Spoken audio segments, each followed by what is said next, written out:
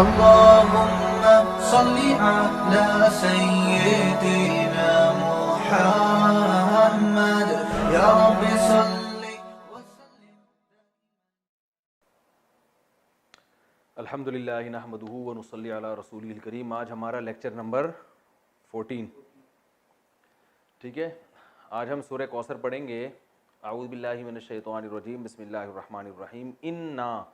انا اصل میں تھا انا نا. انا کا معنی ہوتا ہے بے شک. بھائی بعض لوگ شکایت آ رہے ہیں ہمیں ہماری نظر کمزور ہے, ہمیں وائٹ بورڈ پہ نظر نہیں آتا. تو بھائی نظر نہیں آتا تو میں جو بول رہا ہوں وہ تو سمجھ میں آ رہا ہے نا, تو اس حساب سے لکھ لیا کریں. انا اس کا معنی کیا ہے؟ بے شک, یقیناً. نا کسے کہتے ہیں؟ ہم کو. یہ ضمیر پڑھ چکے ہیں نا آپ. انا نا اصل میں تھا انا نا, بے شک ہم. تو انا نا کو عرب لوگ انا بھی کہہ دیتے ہیں, ایک نون کو غائب کر دیتے ہیں. تو پڑھا کیا جاتا ہے یہ اننا. انا بھی پڑھا جاتا ہے اور اننا بھی پڑھا جاتا ہے, دونوں. تو انا اصل میں کیا تھا؟ انا نا. اعطینا اکرمنا. باب اکرام پڑھا نا آپ نے. اکرام کا معنی اکرام کرنا.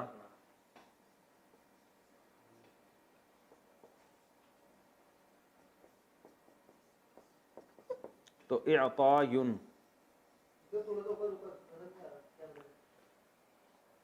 یہ اکرام کا معنی کیا ہے؟ اکرام کرنا. اعطاین اصل میں اعطاون تھا, چھوڑیں آپ اتنی بحث میں نہ جائیں. اعطاین عطا کرنا. تو اکرام کا ماضی آتا ہے اکرما. اکرام کیا اس ایک شخص نے گزرے ہوئے زمانے میں. تو اعطاین کا ماضی کیا آئے گا؟ اعطایا. اعطایا عطا کیا اس نے. عطا سے نکلا ہے نا, اردو میں استعمال ہوتا ہے. اللہ کی عطا ہے بھائی, کہتے ہیں نا اللہ کی کیا ہے؟ عطا ہے. تو اعطایا عطا کیا اس نے. اب آپ گردان پڑھیں. ضرب ضربا ضربو, ضربت ضربتا ضربنا, ضربتا ضربتما ضربتم, ضربتی ضربتما ضربتن, ضربتو ضربنا. تو اعطی اکرمنا اعطینا. ٹھیک ہے نا. اکرما اکرما اکرمو اکرمت اکرمتا اکرمنا اکرمتا اکرمتما اکرمتم اکرمتی اکرمتما اکرمتمنا اکرمتو اکرمنا. اکرمنا اعطینا, عطا کیا ہم نے. بہت آسان ہے اگر دماغ استعمال کیا جائے. اعطینا جیسے اکرمنا. ٹھیک ہے.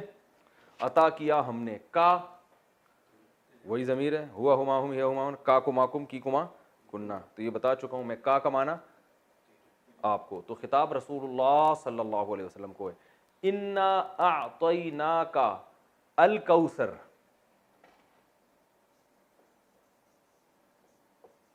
قرآن سامنے رکھ کر بیٹھیں گے نا تو یہ سب لکھا ہوا ہے وہاں پہ. لوگ مجھے شکایت نیچے کمنٹس میں آ رہا ہوتا ہے کہ ہمیں یہ لفظ سمجھ میں نہیں آ رہا. او بھائی قرآن سامنے رکھا ہوا ہے تو سمجھ میں کیوں نہیں آ رہا؟ عجیب, سمجھ میں آنے والی بات نہیں ہے. یہ تو میں پھر بھی ویسے ہی لکھوا رہا ہوں کہ ورنہ تو آپ کے سامنے جب قرآن رکھا ہوا ہے تو اعطینا بھی ہے اور اکرمنا بھی ہم نے پورا لکھوایا تھا آپ کو, اکرما. تو وہ تو اب ہر چیز بچوں کی طرح تھوڑی ایک ایک چیز لکھوائی جائے گی, آپ کھوپڑی استعمال کرنی پڑے گی آپ کو. اعطیناک الکوثر. کوثر کہتے ہیں, کوثر کے دو مطلب آتے ہیں. ایک حوض کوثر جو رسول اللہ صلی اللہ علیہ وسلم کو قیامت کے دن عطا کی جائے گی اور آپ اس کے پانی سے امتیوں کو پانی پلائیں گے. اور حدیث میں آتا ہے جو وہ پانی پی لے گا قیامت تک اس کو پیاس, قیامت کہہ رہا ہوں, کبھی بھی اس کو پیاس نہیں لگے. قیامت تو آ چکی ہوگی نا, قیامت تک تھوڑی. اور کوثر خیر کثیر کو بھی کہتے ہیں. خیر کوئی بھی بہت بڑی خیر ہو اس کو بھی کوثر کہتے ہیں. تو دونوں تفسیریں. انا اعطیناک الکوثر فصلی, یہ مزیدار ہے. فصلی, فا الگ لفظ ہے. فا کا معنی تو, صلی کیا ہے اصل میں یہ سمجھیں.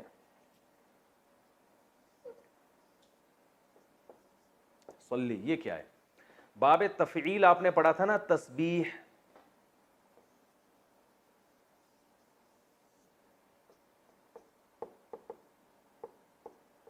تسبیح. اس کا ماضی کیا آتا ہے؟ سبح. مضارع کیا آتا ہے؟ یسبح.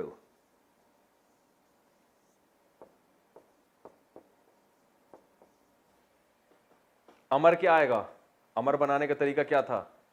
یہاں سے یا کو گڑچ کیا اور آخر حرف کو کیا کر دیا؟ بولو بھائی. ساکن. تو کیا بن گیا؟ سبح. یا کو حذف کیا. پہلا حرف چونکہ زبر ہے پہلے پہ جزم نہیں ہے اس لیے شروع میں الف لانے کی ضرورت نہیں ہے تو یہ بنتا ہے سبح. یہ آرڈر کا صیغہ. اس کا مطلب کیا ہے؟ تسبیح بیان کریں. قرآن میں تھا نا فسبح بحمد ربک. تو صلی بھی ایسے ہی تھا, اصل میں تھا صلیا. صلیا اس کو پڑھا جاتا ہے صلی. صلی کا معنی ہوتا ہے نماز پڑھنا.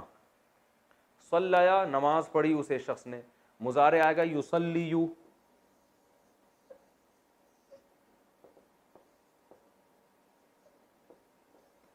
یصلیو جس کو پڑھا جاتا ہے یصلی.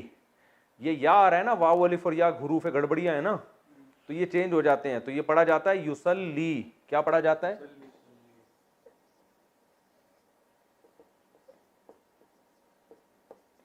یصلی یعنی وہ نماز پڑھتے ہیں یا پڑھیں گے. اس کا معنی دعا مانگنا بھی آتا ہے. ان اللہ وملائکتہ یصلون علی النبی. یضربون کی طرح یصلون یسبحون وہ سب صلات بھیجتے ہیں نبی پر. یصلی. اب امر کیسے بنے گا؟ اس یا کو کیا کر دیں گے؟ حذف کر دیں گے, گڑچ کر دیں گے. حذف کو اردو میں گڑچ کہتے ہیں.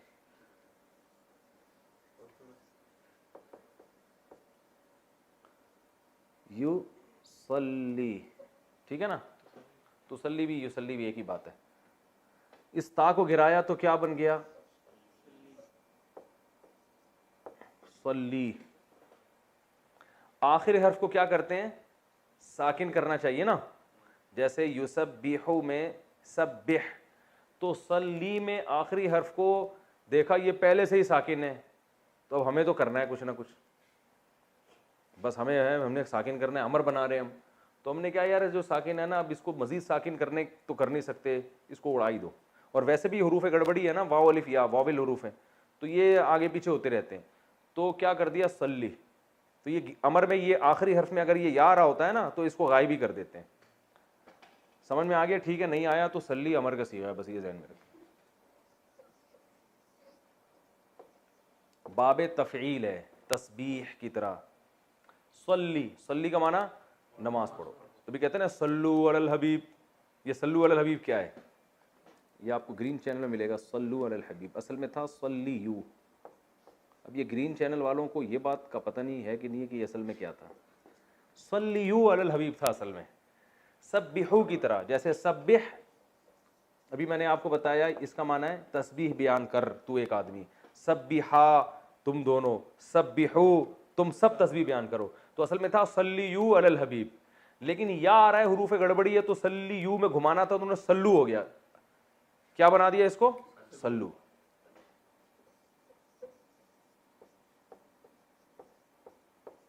صلو علی الحبیب.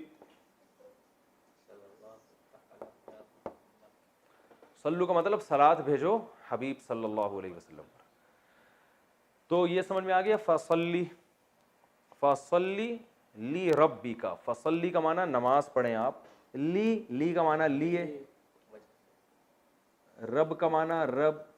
ربی کا آپ کا رب. نماز پڑھیے آپ اپنے رب کے لیے. ونحر واو کا معنی اور. انحر تھا اصل میں اسمع کی طرح. افتح کی طرح. فتح یفتحو. تو نہرا ینحرو ضربہ کی طرح ہے. نہر کا معنی ہوتا ہے اونٹ ذبح کرنا. اونٹ کو جو گلے میں چاقو مار کے گراتے ہیں اس کو کیا کہتے ہیں عربی میں؟ نہر. تو ون اصل میں تھا و انحر پڑھا جاتا ہے ملا کے ونحر تو الف سائلنٹ ہو جاتا ہے. ونحر. فصلی آپ نماز پڑھیں. لی ربی کا اپنے رب کے لیے. ونحر اور قربانی کریں آپ. لکھا ہوا تو ہے اونٹ کی قربانی مگر مراد اس سے ہر قسم کی قربانی. فصلی لربک وانحر. یہ کلیئر ہو گیا؟ اچھا بھائی اب اس کی ہم تفسیر بیان کر دیتے ہیں. اوہ سوری پوری آیت ہی چھوڑ دی ہم نے. ان شانئک هو الابتر. جزاک اللہ. ان بے شک شانئ،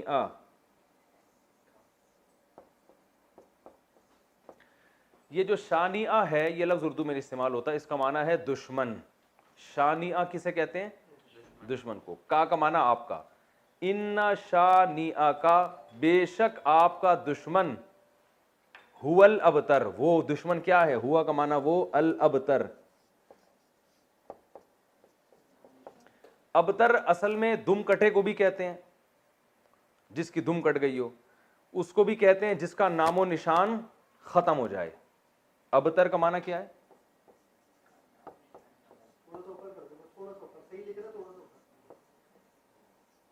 نام و نشان باقی نہ رہے. لکھا ہوا سمجھ میں نہیں آ رہا تو پڑھا ہوا تو سمجھ میں آ رہا ہے نا. ابتر جس کا نام و نشان باقی نہ. اردو میں استعمال ہوتا ہے یار میری تو حالت ابتر کر دی ہے اس نے، کہتے ہیں نا اتنی ابتر حالت ہے. مشکل اردو میں استعمال ہوتا ہے لیکن ہوتا بہرحال ہے. ابتر بہت بری حالت ہو گئی ہے، یعنی اچھے معنی میں استعمال نہیں ہوتا. ابتر میں لکھ دیتا ہوں.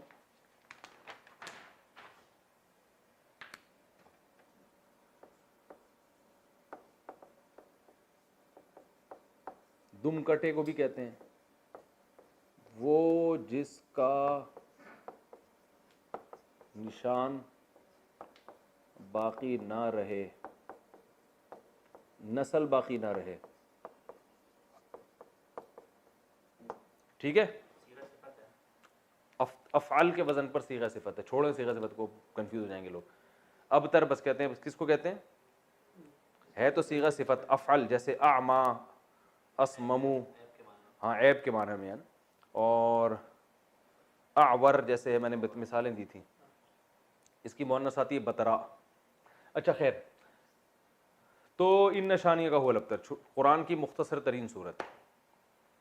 تو ہم آگے قل یا ایھا الکافرون بھی حل کر لیتے ہیں، پھر دونوں صورتوں کی تفسیر ایک ساتھ ریکارڈ کروا دیتا ہوں. ٹھیک ہے. اگلی صورت ہے قل یا ایھا الکافرون. قل کیا ہے؟ اصل میں قل بہت استعمال ہوا ہے قرآن میں. اصل میں تھا قوالا. قوالا یقبلو. قوالا یقبلو جیسے نصرہ ینصرو. نصرہ ماضی، ینصرو مضارع. واو حروف گڑبڑی ہے. قوالا کو قالا پڑھتے ہیں، یقبلو کو یقولو پڑھتے ہیں. یقولو کو کیا پڑھتے ہیں؟ یقولو.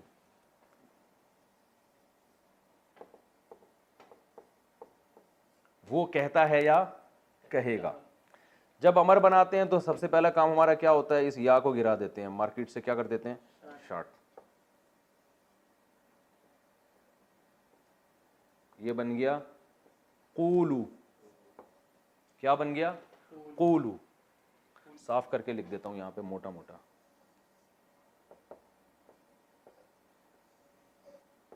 قولو بن گیا. امر بناتے ہوئے کیا کرتے ہیں؟ آخر کو ساکن کرتے ہیں، بن گیا قول.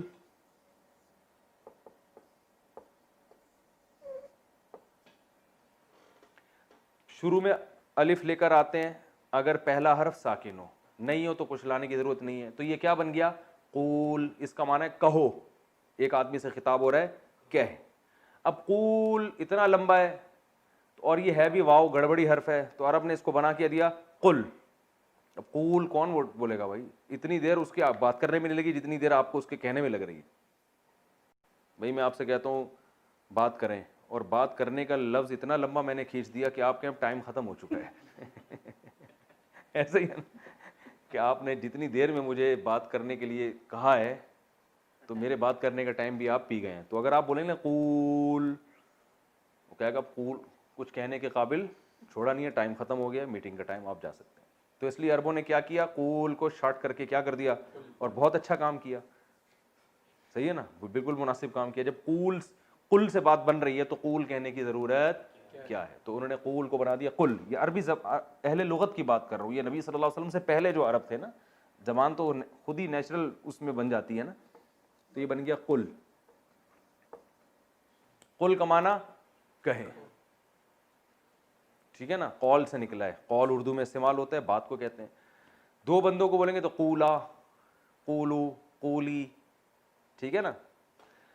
اچھا قل کہہ دیں, یا کا معنی کیا ہے, اے, اردو میں استعمال ہوتا ہے. یا اللہ, ہم کہتے ہیں نا یا اللہ, اے اللہ. قل یا ایھا الکافرون, ایھا, یہ ایھا کا لفظ بہت استعمال ہوا ہے. ایو کا مطلب ہوتا ہے, یہ صرف یوں سمجھ لیں کہ ایک تنبیہ کے لیے لگایا جاتا ہے.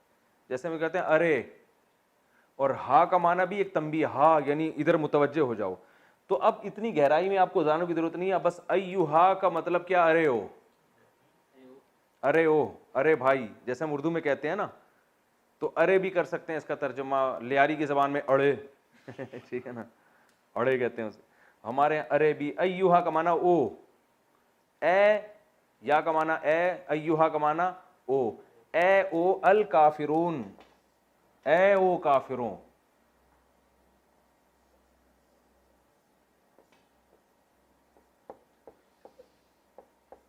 کافرون کون سا صیغہ ہے, کافر کی جمع ہے. کفارا یکفرو, نصارا ینصرو. اس میں فاعل آتا ہے ضاربن, تو اس کا آئے گا کافرون. جمع آتا ہے ضاربون, تو اس کا آئے گا کافرون. اے کافرو. نہیں آ رہی بات سمجھ میں تو رہنے دیں بھائی. قل یا ایھا الکافرون, اے کافرو, یہ ان سے خطاب ہے. لا اعبدو,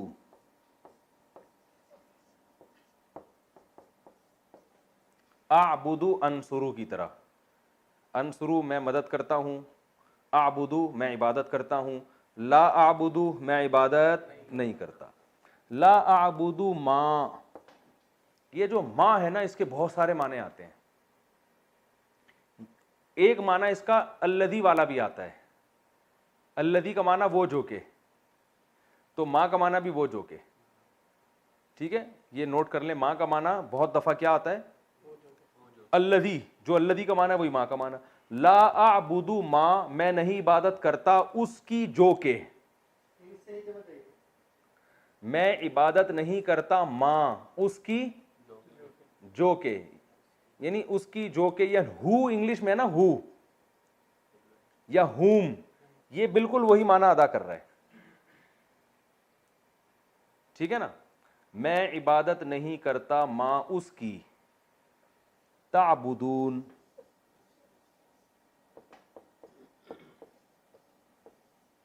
تعبدون تنصرون کی طرح. تنصرو تم مدد کرتے ہو, تنصرو, تنصرانی, تنصرون تم سب مدد کرتے ہو, تعبدون تم سب عبادت کرتے ہو.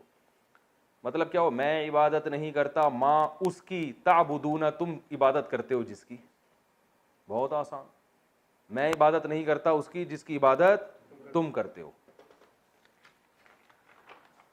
ولا, واو کا معنی اور, لا کا معنی نہیں, انتم کا معنی انتم. میں نے بتایا تھا نا انٹی اور انتم کا فرق بتایا تھا. انتم عابدون, ضاربون کی طرح, کافرون کی طرح, قاتلون کی طرح. قاتل قتل کرنے والا, قاتلون بہت سارے. تو عابد عبادت کرنے والا, عابدون بہت سارے عبادت کرنے والے. تو ولا انتم, اور نہیں ہو تم بھی, عابدون عبادت کرنے والے, کیونکہ انتم بہت سارے ہوتے ہیں نا, تم سب کو خطاب ہے. تو عابد کے بجائے عابدون. ولا انتم عابدون, اور تم عبادت کرنے والے نہیں ہو, اس میں فاعل ہے یہ. ولا انتم عابدون ما اس کی, ولا انتم عابدون ما اعبد,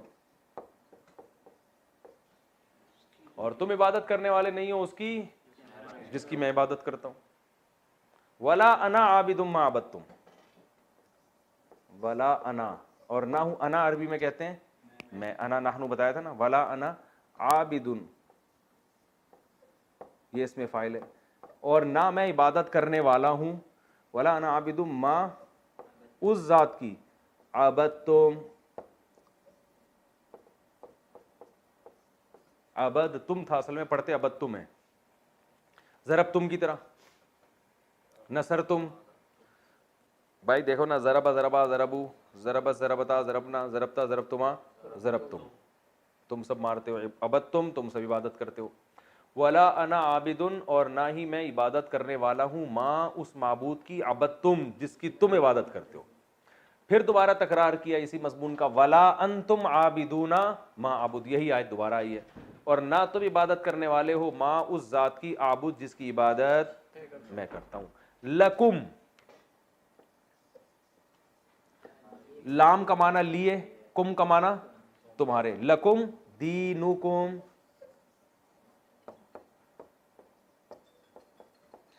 تمہارے لیے، دینکم تمہارا دین، ولیا، واو کا معنی اور، ولیا یا کا معنی میں، ذرا بنی تھا نا، یا آ رہا تھا، ولیا اور میرے لیے، لکم دینکم ولیا دین، اور میرے لیے ایک دین ہے. یہ تو ترجمہ بتا رہا ہوں نا، لکم دینکم تمہارے، تمہارا دین، ولی دین اور میرے لیے بھی ایک دین ہے. ایک کا ترجمہ تنوین سے کر رہا ہوں، جب بھی دو زبر دو سے دو پیش آتا ہے نا تو اس کا معنی کوئی یا ایک لگتا ہے. سمجھ میں آ گیا؟ ٹھیک ہے، نہیں ہے تو زیادہ پیچیدگیوں میں جانے کی ضرورت بالکل بھی نہیں ہے. تو بس لکم دینکم ولی دین، تمہارے لیے تمہارا دین اور میرے لیے دین، ایک الگ دین ہے میرے لیے. تو یہ سورہ کوثر اور سورہ کافرون. کتنا ٹائم باقی ہے بھائی؟ 19 منٹ باقی ہیں ابھی. تو سورہ کوثر اور سورہ کافرون کا میں نے آپ کو جو گرامر کے لحاظ سے حل کر دیا. اب ہم آگے اس کی تفسیر پڑھتے ہیں. تو اب ہم انشاءاللہ اس کی تفسیر پڑھیں گے. پہلے سورہ کوثر ہم نے پڑھی ہے. کوثر عربی میں خیر کثیر کو کہتے ہیں. اس سورت کا ایک شان نزول ہے. شان نزول اس کا یہ ہے کہ رسول اللہ صلی اللہ علیہ وسلم جب مکہ مکرمہ میں تھے تو آپ صلی اللہ علیہ وسلم نے لوگوں کو توحید کی دعوت دی.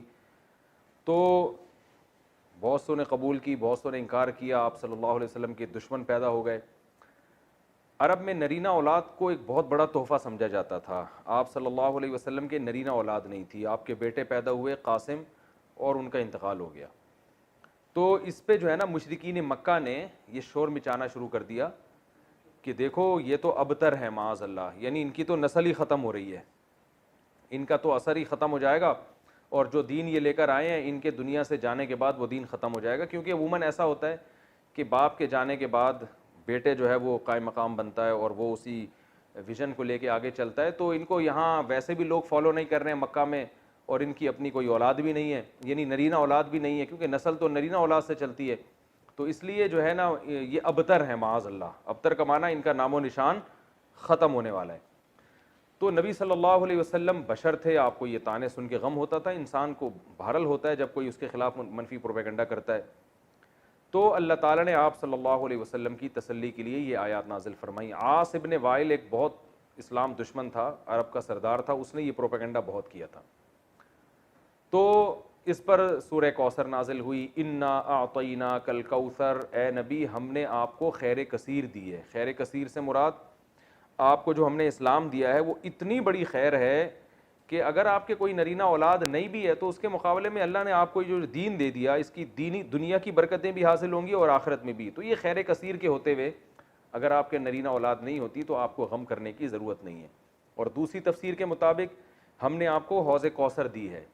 تو آپ صلی اللہ علیہ وسلم میدان حشر میں اپنے امتیوں کو پانی پلائیں گے. جب لوگ پیاس سے بلک رہے ہوں گے تو یہ آپ کی خصوصیت ہے کہ اس وقت اللہ نے آپ کو ایک نہر آپ کے اختیار میں دی ہوگی جس سے آپ اپنے چاہنے والوں کو پانی پلائیں گے اور پھر ہمیشہ کے لیے ان کی پیاس بجھ جائے گی. تو جس کو اتنی بڑی نہر ملی ہو، اتنا اس کو عزت مل رہی ہو آخرت میں، تو اس کو ایسی شخصیت کو کہ اگر نرینہ اولاد نہیں ہوتی تو وہ یہ غم کوئی غم نہیں ہے ان کے لیے.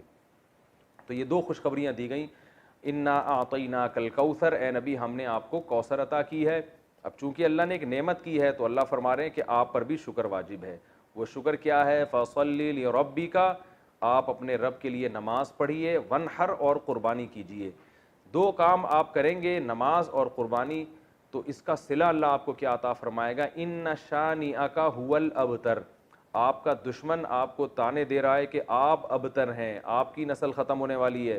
تو ہم آپ کو یہ خوشخبری دے رہے ہیں کہ آپ دین پر مضبوطی سے قائم رہیے، آپ کے دشمن کی نسل ختم ہونے والی ہے.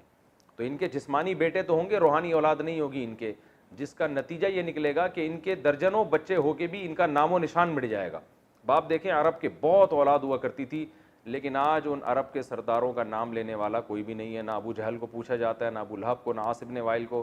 تاریخ میں ان کا تذکرہ ایک برے عنوان سے، برے نام سے کیا جاتا ہے، کوئی ان کو عزت دینے والا نہیں، حتیٰ کہ ان کی اولادیں بھی آگے جا کے مسلمان ہو گئیں، انہوں نے بھی اپنے باپ دادا کا ذکر چھوڑ دیا۔ تو یہ اس صورت میں اللہ تعالیٰ کا ارشاد ہے۔ اچھا، اب اس میں جو کچھ علمی باتیں ہیں، نمبر ایک کہ اللہ تعالیٰ نے جب بھی کسی پر کوئی انعام کیا ہو، احسان کیا ہو، تو اللہ تعالیٰ چاہتے ہیں کہ اس کا تم شکر ادا کرو۔ تو اسی وجہ سے آپ صلی اللہ علیہ وسلم کو اس صورت میں خطاب کیا گیا کہ ہم نے آپ کو جب کوثر عطا کی ہے تو آپ اللہ کے بندے ہیں، لہذا آپ پر بھی اللہ کا شکر ادا کرنا واجب ہے۔ پہلی بات تو یہ پتہ چلی۔ دوسری بات یہ پتہ چلی کہ شکر ادا کرنے کا طریقہ ہمیشہ سے وہی ہوگا جو اس صورت میں بیان کیا ہے، ایک نماز اور ایک قربانی۔ نماز ہمیشہ یاد رکھیں کہ لیبل ہے جسمانی عبادت کا، اور قربانی لیبل ہے مالی عبادت کا، کیونکہ جب آپ جانور، عرب میں اونٹ جو ہے نا یہ بہت قیمتی مال تھا، تو اتنے قیمتی مال کو کاٹ دینا یہ بہت بڑی قربانی سمجھی جاتی تھی۔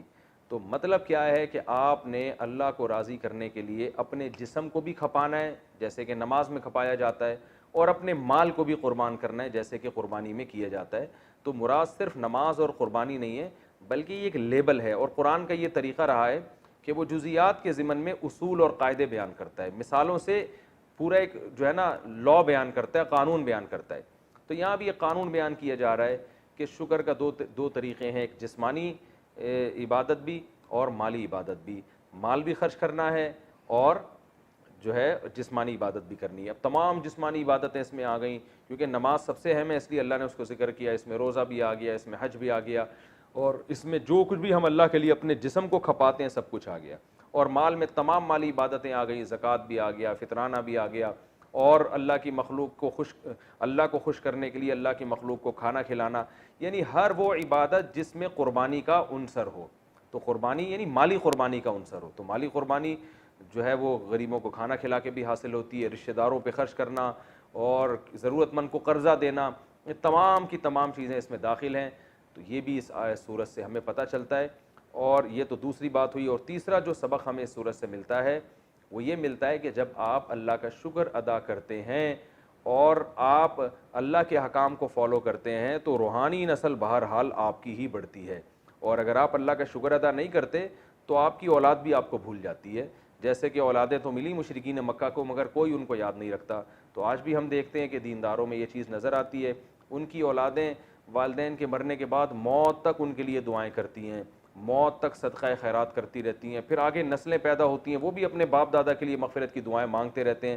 لیکن جو زیادہ نام نہاد لبرل لوگ ہیں وہ اپنی اولادوں پہ بڑا خرچ کرتے ہیں، مگر ہم دیکھتے ہیں کہ جب ان کے والدین کا انتقال ہوتا ہے تو اولادیں چند دنوں میں ان کو بھول جاتی ہیں۔ جتنا دین سکھایا ہوگا آپ کی اولاد آپ کو اتنا ہی یاد رکھے گی، اور آپ کی نسلیں آپ کو اتنا ہی یاد رکھیں گی، اور جتنا آپ نے اپنی اولاد کو دین سے دور کیا ہوگا تو آپ کی اولاد وراثت تو دبا کے لے گی، آپ سے سارے فائدے اٹھائے گی مگر آپ کو یاد نہیں رکھے گی۔ تو یہ صورت میں ہمیں سبق ملتا ہے، اللہ تعالیٰ عمل کی توفیق دے۔ اس کے بعد سورہ کافرون ہے۔ سورہ کافرون میں کبھی ایک شان نزول ہے، رسول اللہ صلی اللہ علیہ وسلم مکہ مکرمہ میں، یہ ساری صورتیں جو ہے نا 30ویں پارے میں زیادہ تر صورتیں اس میں مکہ میں نازل ہوئی ہیں ابتدائی اسلام میں۔ تو مشرکین مکہ رسول اللہ صلی اللہ علیہ وسلم کے پاس آئے اور کہنے لگے کہ آپ تو اپنی دعوت سے باز آتے نہیں ہیں، آپ بار بار ہمیں کہتے ہیں کہ بتوں کی عبادت چھوڑ دو، بتوں کی چھوڑ دو، اور ہم آپ کو کہتے ہیں کہ آپ ہمارے دین پہ آ جائیں، تو ایسا کرتے ہیں کوئی کمپرومائز کا راستہ اختیار کر لیتے ہیں، تو آپ ہمارے بتوں کی عبادت کر لیا کریں کبھی کبھار، اور ہم کبھی کبھار آپ کے اللہ کی عبادت کر لیا کریں گے، تو اس طرح جوڑ کے چلیں گے، ہمارے والے معبود بھی خوش ہو جائیں گے اور آپ کا اللہ بھی خوش ہو جائے گا۔ تو اس پہ یہ صورت نازل ہوئی اور ان کو یہ بتایا گیا کہ تم ابھی تک اسلام کو سمجھے ہی نہیں ہو۔ اسلام کا جو کچھ دعوت ہے وہ یہ ہے کہ یہ بت اللہ کے ساتھ عبادت میں شرکت کے لائق، اسلام تو شرکت کی نفی کر رہا ہے۔ شرکت کا مطلب اللہ کے ساتھ غیر اللہ کی عبادت، یعنی اللہ کی بھی اور غیر اللہ کی بھی یہ نہیں ہوگا۔ اسلام کا دعویٰ ہے کہ عبادت صرف اللہ ہی کی ہوگی، تو میں اگر اللہ کے ساتھ ان کی عبادت کر لوں تو میرا تو پھر میں تو اپنے دعوے میں ہی جھوٹا ہو گیا، تو اسلام کی دعوت تو پھر ختم ہو گئی۔ تو اللہ کے ساتھ ان معبودوں کی عبادت کر لی تو یہ کون سا کمال کر دیا۔ تو یہ توحید جو ہے نا، عقیدہ توحید، یہ اس سورت کا جسے کہتے ہیں نا سینٹرل آئیڈیا، یا سورت کا جو اصل پیغام ہے وہ یہ ہے کیا اے نبی آپ ان کو دو ٹوک الفاظ میں واضح لفظوں میں بتا دیں کہ تم جن معبودوں کی عبادت کر رہے ہو مجھ سے اس کی امید مت رکھو کہ میں عبادت کروں گا, اور تمہاری ہٹ دھرمی دیکھ کے پتہ چل رہا ہے کہ تم نے بھی میرے معبود کی عبادت نہیں کرنی ہے, اور ویسے بھی اگر تم ان معبودوں کی عبادت کر کے میرے معبود کی عبادت کرو گے بھی, اللہ کی عبادت, تو اللہ اس عبادت کو قبول نہیں کرے گا, لہذا وہ عبادت کرنا نہ کرنا برابر ہے, تو اللہ کی نظر میں تم عبادت نہ کرنے والے ہی کہلاؤ گے. تو یہ سورت کا مضمون ہے. قل یا ایھا الکافرون, اے نبی آپ کافروں سے کہہ دیجئے, لا اعبد ما تعبدون, میں ان معبودوں کی عبادت نہیں کرتا جن کی عبادت تم کرتے ہو, ولا انتم, اور نہ ہی تم, عابدون عبادت کرنے والے ہو, ماں اس معبود کی, اعبد جس کی میں عبادت کرتا ہوں. اب سوال پیدا ہوتا ہے وہ تو تیار تھے عبادت کرنے کے لیے, تو نبی ان سے یہ کیوں کہہ رہے ہیں کہ تم بھی اس کی عبادت کرنے والے نہیں ہو جس کی میں عبادت کر رہا ہوں. وہ نبی اس لیے کہہ رہے تھے کہ تم اپنے نظریے کے مطابق اگر میرے معبود کی عبادت کر بھی لو تو اللہ کی نظر میں تم اللہ کی عبادت کرنے والے کہلاؤ گے ہی نہیں, کیونکہ اللہ اس عبادت کو مانتا ہی نہیں ہے جس میں اللہ کے ساتھ کسی کو شریک کیا جائے. اس لیے بتا دیا کہ تم بھی میرے معبود کی عبادت کرنے والے نہیں ہو. تم اس خوش فہمی میں نہ رہو کہ تم ادھر بتوں کی بھی عبادت کرو گے اور اللہ کی بھی عبادت کرو گے تو کچھ دین حق کا حصہ تمہیں بھی مل جائے گا اور کچھ اللہ تمہیں کچھ نواز دے گا اس پہ, تو اس خوش فہمی میں مبتلا مت رہو. ولا انتم عابدون ما اعبد, تم کون سا عبادت کرنے والے ہو اس معبود کی جس کی میں عبادت کرتا ہوں, تو وہ عبادت تمہاری ہونا نہ ہونا برابر ہے. تو جیسے تم اپنے ہٹ دھرمی پہ قائم ہو اور شرک کر رہے ہو اور تم اللہ کی عبادت نہ کرنے والے شمار ہو رہے ہو, تو ایسے بھائی ہم بھی پھر اپنے دین پر مضبوط ہیں, ہم بھی تمہارے معبودوں کی عبادت نہیں کریں گے. تو اسی آیت کو پھر دوبارہ دہرایا گیا تاکید کے لیے کہ ولا انا عابد ما عبدتم, نہ میں اس کی عبادت کرنے والا ہوں جس کی عبادت تم کرتے ہو, ولا انتم عابدون ما اعبد, یعنی اسی مضمون کو تکرار کیا گیا. قرآن میں ایسا ہے کہ ایک آیت کو بار بار تکرار کیا گیا ہو تاکید کے لیے. جیسے ہم کسی کو بات سمجھاتے ہیں نا تو ایک دفعہ کہتے ہیں, پھر دو دفعہ کہتے ہیں, پھر تین دفعہ کہتے ہیں, تو یہ عرب کا ایک دستور تھا, اس طرح سے بات کو سمجھایا کرتے تھے. قرآن میں اس کی بہت مثالیں ملتی ہیں. تو اللہ نے فرمایا کہ آپ ان سے کہہ دیجئے کہ تم بھی اس کی عبادت نہیں کرتے جس کی میں عبادت کرتا ہوں, اور ولا انا عابد ما عبدتم, اور نہ میں اس کی عبادت کروں گا جس کی تم عبادت کرتے ہو. تو نہ فی الحال ایسا ممکن ہے نہ مستقبل میں ایسا ممکن ہے.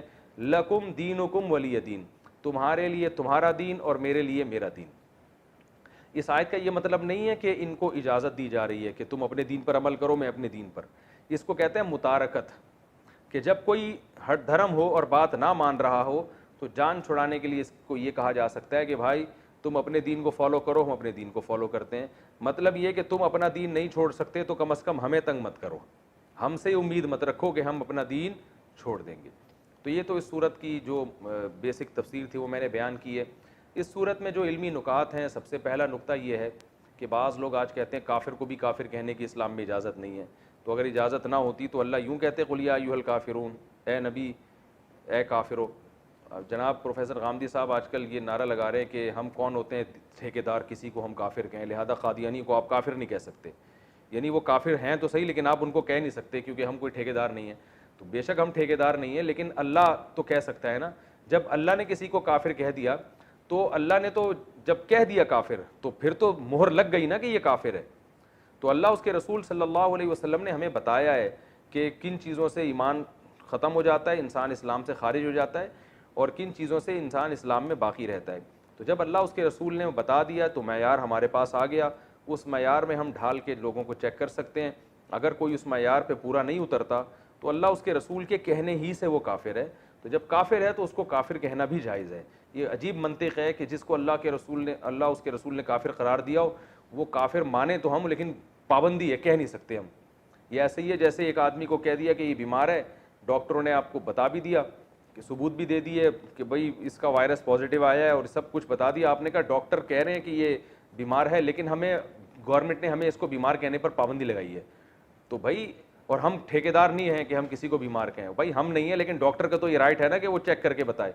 تو کافر قرار دینا یہ اللہ اس کے رسول کو اتھارٹی ہے. تو جس کو اللہ اس کے رسول نے کافر قرار دے دیا ہو اس کو کافر کہنے پر کوئی گناہ نہیں ہے. ہاں مصلحتاً کوئی کافر نہ کہے, اس لیے کہ دین کے جب آپ کسی کو قریب کرنا چاہتے ہیں تو آپ ایسے الفاظ استعمال کرتے ہیں جس سے وہ قریب ہو. جیسے قرآن نے اہل کتاب کو اہل کتاب کہا, کیونکہ اہل کتاب کے لفظ میں ایک قسم کی عزت ہے، تو جب آپ اس کو عزت دیں گے تو وہ دین کے قریب آئے گا. تو اس نیت سے اگر کوئی وقتی طور پر کسی کافر کو کافر نہیں کہتا تو اس میں کوئی حرج نہیں ہے دین کے قریب لانے کے لیے. لیکن علی الاطلاق پابندی لگا دینا کہ قادیانیوں کو کافر نہیں کہا جائے گا اور فلاں کو کافر نہیں کہا جائے گا، تو وہ جو کافر ہے وہ تو کافر ہی کہا جائے گا اس کو. تو یہ خامخواہ کی افلاطونی اور ایک عجیب سی منطق ہے. تو قرآن نے بھی کافر کہا اور نبی کو بھی کہا کہ اے نبی آپ یوں کہہ دیے اے کافر ہو. کافر کا معنی انکار کرنے والا، اے انکار کرنے والو، اے اللہ اس کے رسول کا انکار کرنے والو. تو لا اعبد ما تعبدون، جس کی تم عبادت کرتے ہو میں اس کی عبادت نہیں کر سکتا. تو پہلا علمی نقطہ کیا پتہ چلا کہ کسی کافر کو کافر کہہ سکتے ہیں بشرطے کہ مصلحت کے خلاف نہ ہو. دوسرا علمی نقطہ ہمیں یہ پتہ چلا کہ جب آپ کسی کو بھی دین کی دعوت کی طرف لے کر آئیں تو ایک حد تک محنت کریں، اور جب آپ نا امید ہو جائیں اسباب کی دنیا میں تو پھر آپ برات کا اعلان کر دیں. یعنی یہ ہر کافر کے بارے میں نہیں ہے، یہ صورت تو ان کافروں کے بارے میں نازل ہوئی نا جو ہر دھرم تھے، ضدی تھے، ایمان لانے کے لیے کسی قیمت پہ تیار ہی نہیں تھے. تو ایک اسٹیپ ایسا آتا ہے کہ اس میں آپ کو یہ کہنے کی اجازت ہے کہ بھائی ہم تم سے بری ہیں، لکم دینکم ولی دین، تمہارے لیے تمہارا دین اور ہمارے لیے ہمارا دین. کیونکہ اب ہمیں تمہارے انداز سے اور تمہارے عمل سے پتہ چل گیا، ایک اندازہ ہو گیا کہ تم ہمارے دین کو فالو کرنے والے نہیں ہو. تو اب ایسی صورت میں بجائے اس کے کہ آپ دوبارہ پھر ان سے چپکے رہیں، اس کا نقصان یہ ہوتا ہے کہ برے ماحول کا آپ پہ بھی اثر پڑتا ہے. تو ان سے کنارہ کشی اختیار کر لی جائے. بھائی اگر آپ کو اسلام سمجھ میں نہیں آ رہا تو جیسے آپ جو سمجھ میں آ رہا ہے پھر اس پر کرو، اللہ آخرت میں خود ہی فیصلہ کر دے گا. تو چونکہ یاد رکھو اس صورت کا یہ مطلب ہرگز نہیں ہے کہ لکم دینکم ولی دین. کیونکہ میرا ایک عیسائی سے مناظرہ ہو رہا تھا، مناظرہ تو نہیں بحث ہو رہی تھی، تو عیسائی نے کہا آپ کے تو قرآن میں خود لکھا ہوا ہے لکم دینکم ولی دین، مسلمانوں کے لیے اسلام ہے اور ہمارے لیے ہمارا دین، تو ہمارے لیے عیسائیت ہے، تو ہمیں عیسائیت پہ ہی اللہ بخش دے گا. میں نے کہا اس آیت کا یہ مطلب نہیں ہے بھائی، اس آیت کا مطلب یہ ہے کہ تم نے بات تو ماننی نہیں ہے، تو دنیا میں ہم تم سے برات کا اعلان کرتے ہیں اور ہم تم کو چھیڑیں گے نہیں. تم اگر اسی دین کو فالو کرتے ہو تو کرتے رہو، اللہ خود ہی قیامت میں حشر جو ہے نا وہ تمہارا کر دے گا اور اللہ خود ہی انتقام لے لے گا. کیونکہ القرآن یفسر بعضہ بعضا، قرآن کی ایک آیت دوسری آیت کی تفسیر کرتی ہے. دوسرے مقام پہ اللہ نے فرمایا ان الدین عند اللہ الاسلام، دین اللہ کی نظر میں صرف اسلام ہے. اور ایک اور جگہ فرمایا وَمَن يَبْتَغِي غَيْرَ الْإِسْلَامِ دِينًا فَلَن يُقْبَلَ مِنْهُ، جو اسلام کے علاوہ کسی اور مذہب کو فالو کرے گا ہرگز قیامت کے دن قبول نہیں کیا جائے گا. وَهُوَ فِي الْآخِرَةِ مِنَ الْخَاسِرِينَ، اور وہ آخرت میں خسارے والوں میں سے ہوگا. تو اللہ جب ایک جگہ واضح لفظوں میں فرما رہے ہیں کہ اسلام کے علاوہ کوئی دین قابل قبول نہیں ہے، تو اللہ کیسے پرمیشن دے سکتے ہیں لکم دینکم کہ تم جس دین کو فالو کرتے رہو؟ تو کوئی فالو کرنے کی اجازت نہیں ہے. صرف بتانا ہی مقصد ہے کہ تم اگر ہماری بات نہیں مانتے تو دنیا میں تم اسی دین کو فالو کرو، ہم زبردستی اپنا دین تم پر مسلط نہیں کریں گے، ہم زبردستی تم سے بحث مباحثہ کر کے تمہیں زبردستی لانے کی کوشش نہیں کریں گے. یہ مطلب ہے. اور اسی مفہوم کی آیت سورہ آل عمران میں لا اکراہ فی الدین، دین میں زبردستی نہیں ہے. قد تبین الرشد من الغی، زبردستی نہ ہونے کی اللہ نے وجہ بھی بیان کر دی کہ صحیح راستہ، رشد والا راستہ، وہ غی یعنی گمراہی والے راستے سے بالکل واضح ہے. یعنی اللہ نے صحیح جو راستہ ہے نا وہ دودھ کا دودھ پانی کا پانی، اس طرح سے اللہ نے سب کے سامنے واضح کر دیا ہے. تو جب اللہ نے اسلام کو اتنا واضح کر دیا، ہدایت کے راستے کو اتنا واضح کر دیا، تو زبردستی لانے کی اب ضرورت نہیں ہے. کیونکہ جو زبردستی آئے گا وہ چلے گا تھوڑی زبردستی، وہ حجت تمام ہو چکی ہے، سب کو پتہ چل گیا ہے کہ صحیح کیا ہے اور غلط کیا ہے. تو یہ تمام آیتوں کو آپ ملاتے ہیں تو صاف پتہ چلتا ہے کہ لکم دینکم ولی دین کا یہ مطلب ہرگز نہیں ہے کہ تم اپنے دین کو فالو کرو، تمہیں اجازت ہے. نہ نہ نہ نہ، دنیا میں اجازت ہے، آخرت میں سزا ملے گی. اور تیسرا نقطہ اس آیت سے ہمیں یہ بھی پتہ چلتا ہے کہ کسی کو زبردستی مسلمان نہیں بنایا جا سکتا. دو میں نے علمی نقطے بیان کر دیے نا، پہلا کہ کافر کو کافر کہنا جائز ہے، دوسرا کیا ہے کہ جب آپ کو نا امید ہو جائیں کسی کی دعوت پہ تو اس پہ ٹائم ضائع کرنے کے بجائے کسی اور کام میں انسان کو کسی اور کو دعوت دینی چاہیے. بعض لوگ ایک ہی آدمی کے پیچھے پڑے رہتے ہیں، ایک ہی فرقے کے پیچھے پڑے رہتے ہیں ساری زندگی. بھائی نہیں صحیح آ رہا تو اپنی صلاحیتوں کو کسی اور جگہ خرچ کرو. بہت سے لوگ ایسے ہیں جن میں ہدایت کا جذبہ ہے، تو ان پہ اپنی صلاحیتوں کو خرچ کرو، وہ ہدایت لے آئیں گے. تو ہر دھرم لوگوں کو چھوڑ دینا چاہیے. تو یہ دوسرا نقطہ ہوا.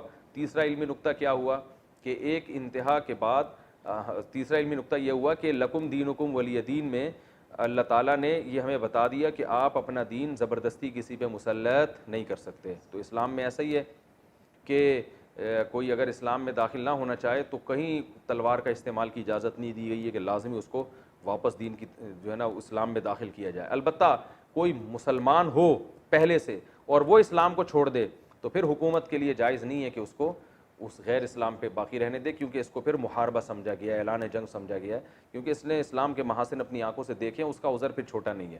کیونکہ اس طرح اگر لوگ جائیں گے تو پھر یہ اس سے جو ہے نا اسلام کو شدید نقصان پہنچتا ہے. تو اسلام میں داخل ہونے کے لیے راستہ کھلا ہوا ہے, داخل ہونے کے بعد واپسی کا آپشن اسلام نے نہیں رکھا.